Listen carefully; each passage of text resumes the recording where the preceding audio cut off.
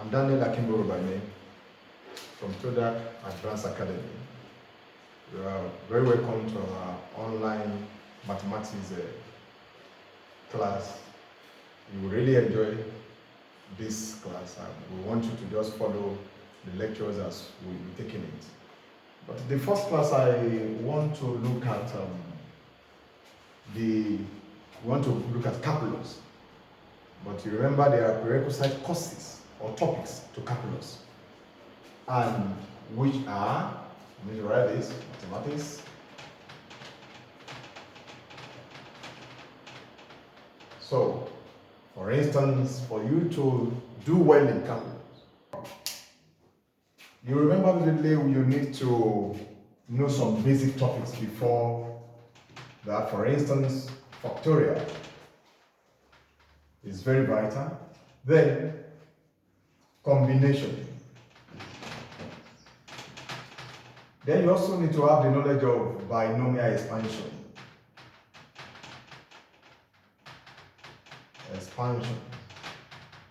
Okay.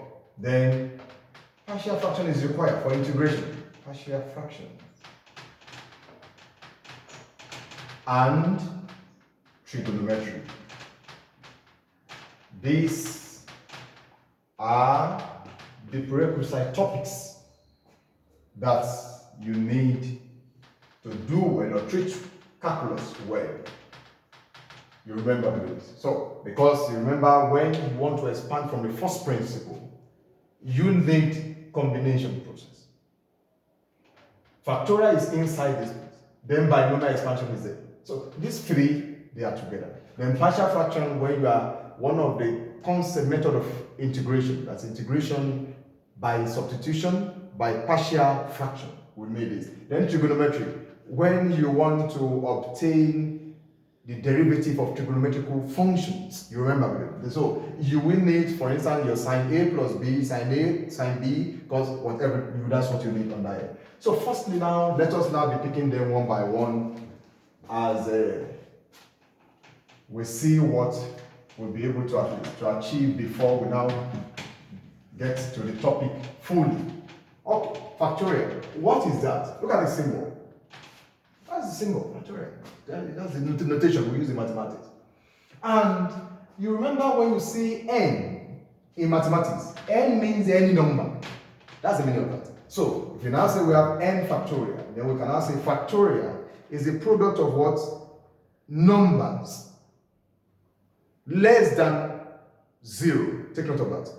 But let me write that would n multiplied by n minus 1, n minus 2, then dot till 1.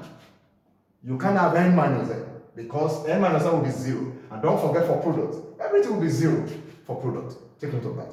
So this is what we call n factorial. For instance, if you are to find what 5 factorial, that's what 5 times 5 minus 1, 4. Times 3 times what? 2 times 1. 5 times 3, that's what? 20.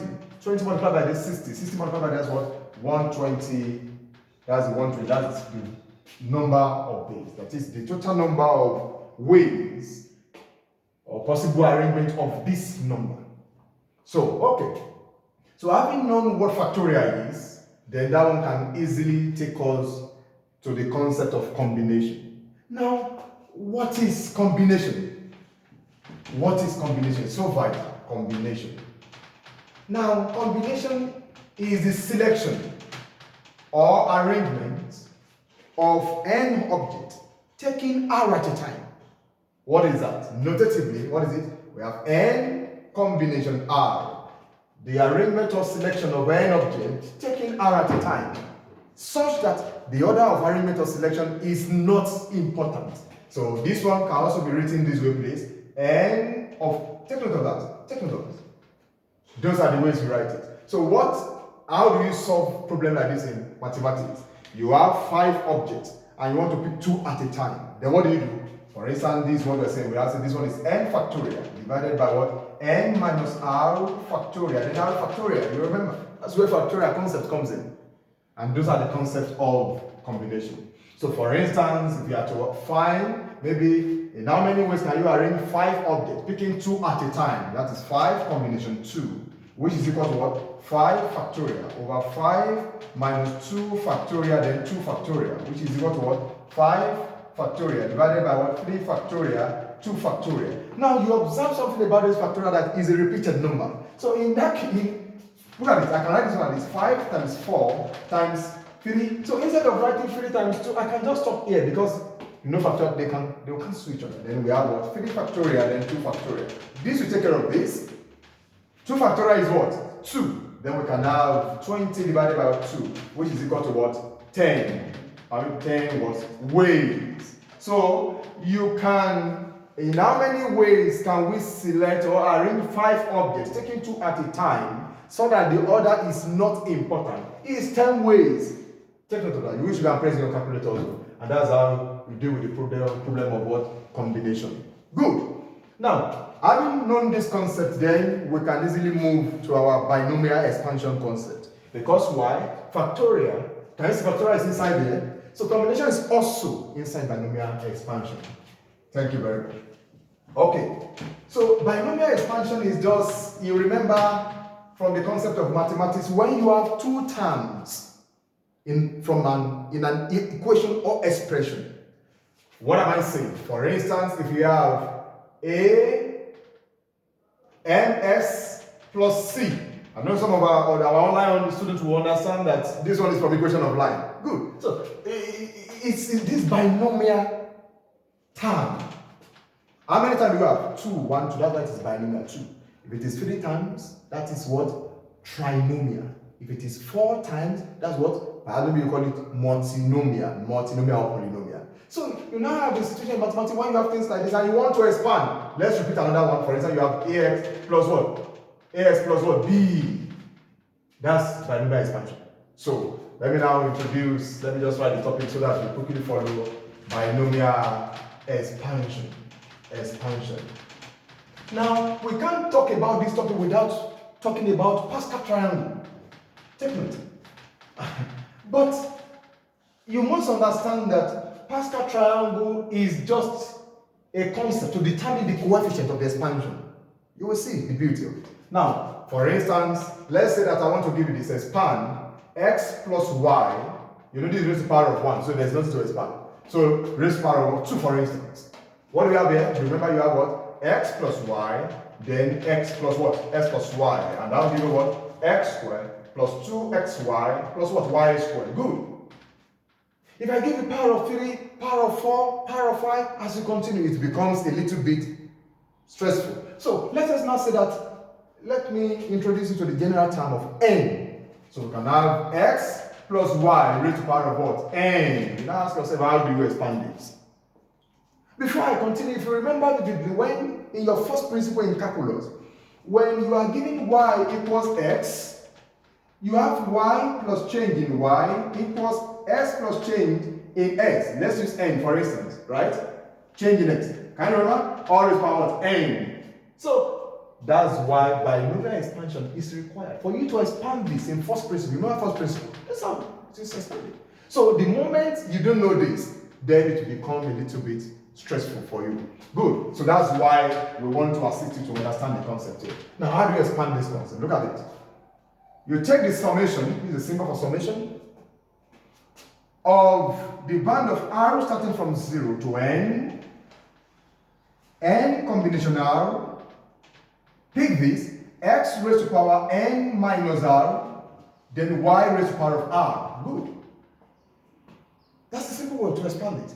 But out of curiosity, you might be wondering that why is the x taking n minus r? Y can also take that. Let me write that one. Summation of what? R equals 0, n, that is n combination r, then x raised to the power of n, y n minus r. The two expansion will give you the same term. The difference is just that this one will be starting from the power of x, while this one will be starting from the power of y. Because why? Look at it. If you have n minus 0, you know you are changing the r. This will become s raised to power n. This will become 0. But if it is this one, s raised to power 0. Oh, sorry, this r, please. This s raised to power 0, which is 1. This will be what? N minus 0. So this will be starting from 1. That's just different. Play. Okay, let me pick one of it to show you how it is expanded. So let me go with this. Okay, what do you have? You'll be changing the range of R. We have n combination 0, can you see? When R is 0, s raised to power n minus 0, y raised to power 0, plus n combination 1, when R is 1, s raised to power n minus 1, y raised to power of what? 1, plus, now you know the next one with what? N 2, s n minus 2, y raised to power 2. We use this in mathematics, we call it ellipses. That there are terms that continue. Then until you have the last term, when R is n, to meet this bound, you have n combination n. What is that? S raised to power n minus n, y raised to power of what? Y raised to power of n. That's the expansion. You don't need to be writing this place because you keep repeating n minus 2, n minus, it doesn't change anything. So you remember the concept of combination then. N combination 0, let me just help you with that. N combination 0 will be what? N factorial divided by n minus 0 factorial, right? 0 factorial. Take the 0 factorial is 1. Take it's not 0. Good. So you have this one to become what? 1. This is going to cancel. So that's the proof that guarantees that this will also be equal to n combination n. It must be 1. Okay, let's show it also. Let us show it. So this one is what? N factorial divided by what? N minus n factorial, then n factorial. This becomes what? N factorial over what? This 0 factorial, which is 1. N factorial equals what? 1. Can you see? So take note. N combination 0 and n combination n will be 1. So when you are expanding, take note of that. So, for instance, if it's n combination 1, the same principle. You can have n combination 1, which is n factorial, divided by n minus 1 factorial, 1 factorial. Can you see? So now, the principle is, you remember factorial is just always decreasing. It's a by one. So what do we have? We can have n into n minus 1 factorial, can you remember? Then divided by what? N minus 1 factorial, then 1 factorial. Remember this, we cancel this, it's allowed. Then you have what? N divided by 1 factorial, which is 1, which is what? N.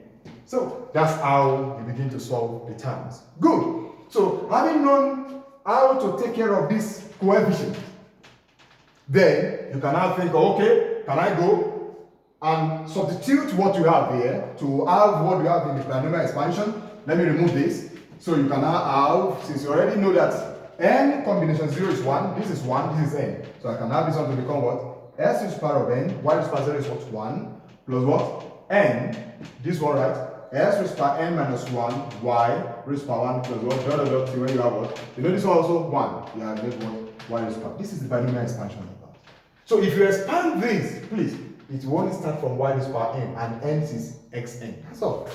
Please, you can just take your pen, you can just pause it here, pause it while listening to the video, expand it by yourself, you will see we are going to get the same thing. Very good. And that's the simple concept of binomial expansion. But I mentioned Pascal triangle, if you remember. That then how do we use Pascal triangle then? So I will apply one problem relating to this now, so that you will see the beauty of Pascal triangle. Let me now give you the triangle. For Pascal triangle, bring this one here. What do you have? For when you have just a single term, you now have two terms, x, y, for instance. Maybe you have x. It's something to expand it. The coefficient will still be 1. X plus y, coefficient is still 1, 1, right? You now have 1 here. 1 plus 1, 2, 1. Where you have x plus what? Y raised to the power of what? 2. The coefficient. That's all. You know this raised to the power of what? 1. Then the next one will be what? 1. 1 plus 2, 3. 2 plus this, 3. Then you put 1. That's what? X plus y raised to the power of what? 3. So when you are expanding any term, you can adopt this Pascal triangle concept just to determine the coefficient. That's all. Good. Now let us now look at a numerical example to binomial expansion. So for instance, what do we have? Let us use expand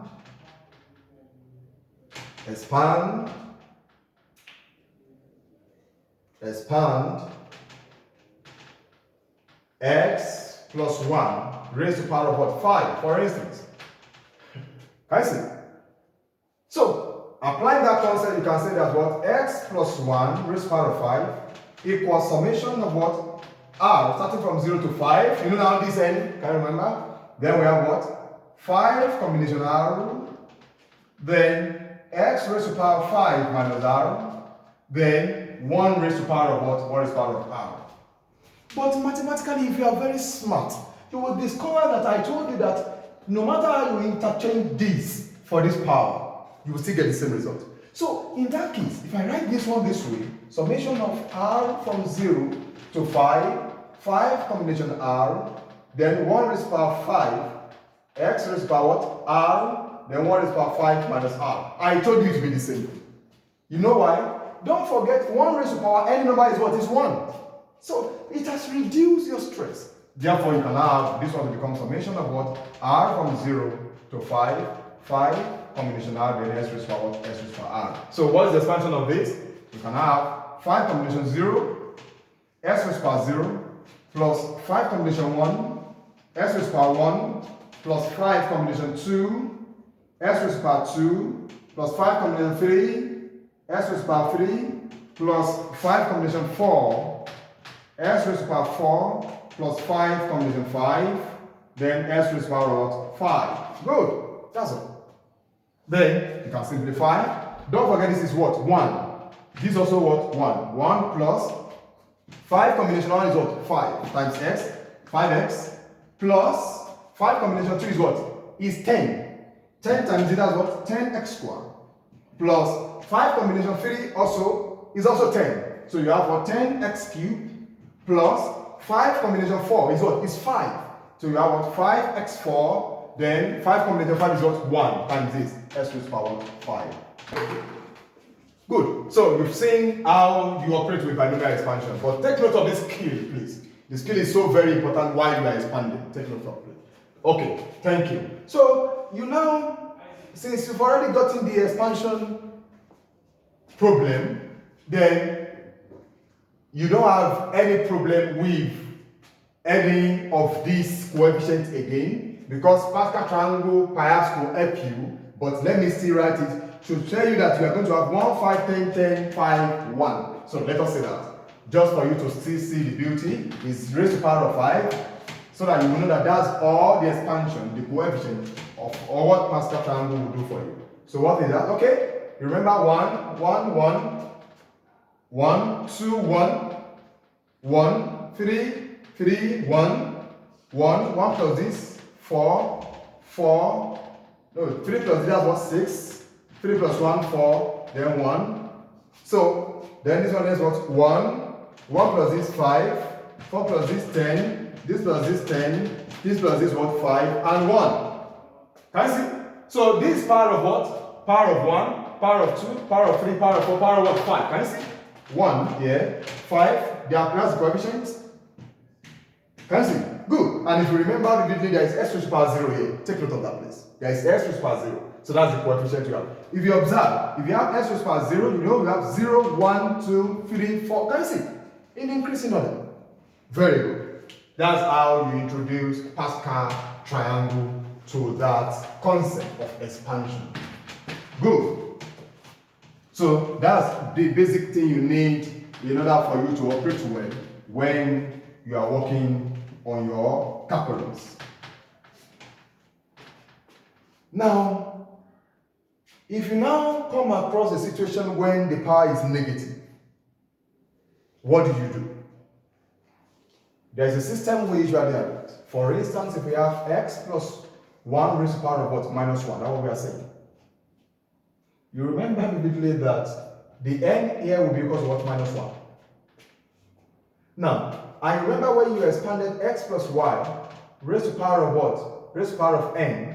What do you have? You have s raised to the power of n plus n x raised to the power n minus 1 y plus dot dot dot when you have what? Y raised to the power y. If I remember correctly vividly, I think that's what we have. Good. So now what do? You substitute for when n is minus 1. So for instance, then you can have what? S raised to the power what? Minus 1 plus minus 1 into x. That's n, right? Minus 1 minus 1 y plus dot dot dot when you have what? Y raised to the power what? Minus 1. And remember law of indices, this one is 1 by x plus this one becomes what? Minus s to the minus 2y plus, let's use fraction, all true, that's 1 over x squared, right? Y, then plus dot dot when you have 1 over y. That's all. So it is the n, you just change to minus 1 and you have that. But often in practice, negative power always gives us an infinite series. So this term might not really exist. So you will just have this. It will give you a series. As when we solve some problems, you will see the beauty of those concepts. Very good. Now, the next we can think of is the partial fraction.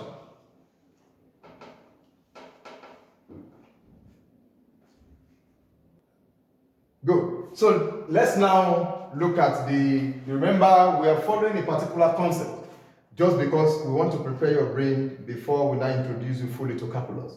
Perhaps maybe that one might be the lecture series 2, fully calculus. So for partial fraction. Okay.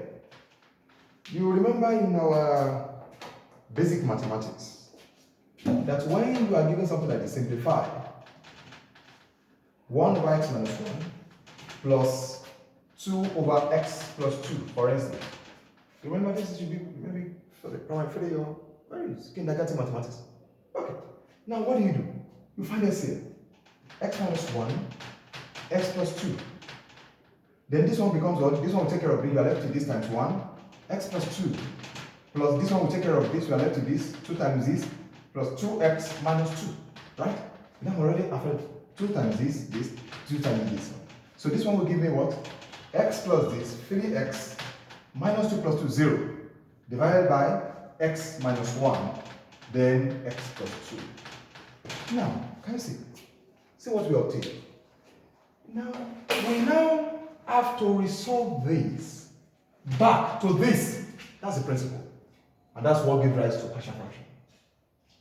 We only want to solve this one back. You know, mathematical concepts expect that most of the functions we operate with, they are inverse functions. That is, the question is equal to the answer, and the answer gives us the question back. That's the concept. So that is partial fraction. So now, let us look at the concept of that. So let me pick this same problem, so that you'll be able to understand, you will see the beauty of that. But under this, before we continue, you remember we have linear factors, quadratic factors. For instance, if you have anything like this, it is linear. Can you remember this? ms plus c, it is linear. Can you see? If you have ax squared plus, you have something like this, okay, of this form, let me write it. This is quadratic. Quadratic, right? Can you see? That's quadratic. Such that whatever you solve here must give you what? 2 terms. Maybe x plus alpha and x plus what? Beta, for instance. It must give you 2 terms. So, now, these are linear factors. So, it means that partial fraction, you could have linear partial fraction and you could have quadratic linear fraction. Linear partial fraction only. So, when you have linear, the numerator will always give you what? A single number, y. If we want to have x plus 1 equal to 0, what's the answer? X equal to minus 1, a single number. But when you want to equate this one to 0, you must have what? 2 numbers. Take note of that. So, because of merely by looking at that, then, since you have the denominator linear, see the way I will write this. I can now say 3x divided by x minus 1, x plus 2, is equivalent to, not really equal, to a over x minus 1 plus what? B over x plus 2. Can you see the beauty? That's all. That's the principle. Linear. It must have the numerator of what? A single numerator. Good. Now, let us solve this. Let's see if we are going to have this. Our problem is to have this. Good. So what do you do here? You find the SM of this, which is equivalent to x minus 1, then x plus 2, right? Then when you are going to have a into x plus 2 plus b into x minus 1. Is that correct? We write this one to have that x minus 1, then x plus 2. Right? So having that one, you remember in mathematics, you don't need to cross multiply this, you can take care of this correctly. So you are left with 3x is equivalent to a x plus 2, then plus b into x minus 1, x minus 1. Now, what is the principle here? I want to remove 1. If I let x plus 2 equal to 0, therefore x will be equal to what? Minus 2. Can you see? So anywhere there is x, put minus 2 there. Okay, so let's continue from here. You can have this one to become what? Let x plus 2 equals 0, therefore x will become what? Minus 2. Good. So I'm saying that anywhere you have x, put minus 2 there. So minus 2 into this will go what? Minus 6 equals, you know, minus 2 plus 2 will give us 0. So this sum will vanish. So you are left with what? Minus 2 minus 1 is what? Minus 3 times b. That's minus 3 what? B. Therefore, b will be equal to what? 2. You know what I did there? I just divided both sides by what? By minus 3. Am I using the 2? Very good. Okay. Now let's use this place to find the other one. What do you think here now? We now let x, for this place, let us have this. Let x minus 1 equals 0. Therefore, x will equal to what? 1. Anywhere you see x, put 1 there. So if you put 1 there, this one will what? 0. So you are left with what? 3 equals 1 plus 2, 3. That's what? 3a. Therefore, a will be equal to what? 1. Can you see this? Can you see this? That's the beauty. 1 and 3. So having obtained a to be 1 and b to be 2, then you can come back to write this partial fraction to become what? That 3x over x minus 1, x plus 2 must be equal. Now it's not equal because we have the realization to this. And which we got to what? What's our a? 1 divided by what? X minus 1 plus b is what? 2 over what? X plus what? 2. Can you see we're able to resolve it back? That's the concept of partial fraction. You are given a simple term. You've already obtained the answer, which is this. You are now asked to solve back to that one. And that is where we will stop for today. We'll be waiting forward to see you in our next class. We are from Todac Advanced Academy. We are here to assist you, to help you with the mathematical skills. And we'll be waiting forward to see you in our next class. Thank you very much. Bye.